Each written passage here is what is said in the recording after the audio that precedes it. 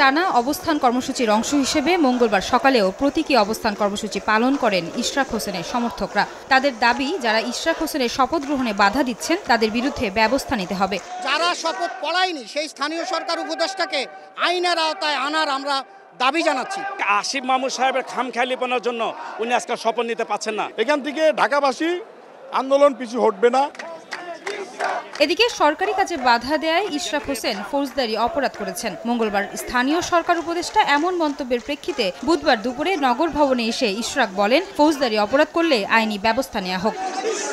এ সময় স্থানীয় সরকারের বিরুদ্ধে নানা অনিয়ম ও দুর্নীতির অভিযোগ তোলেন বিএনপির এই নেতা। সরকার কোনো ভ্রুক্ষেপ করছে না, তারা দেখেও না দেখার ভান করছে। উপরন্তু গত 2-3 দিন যাবৎ তারা আমাদের এই আন্দোলনকে ভণ্ডুল করার জন্য নানাবিধ ষড়যন্ত্রে তারা লিপ্ত হয়েছে।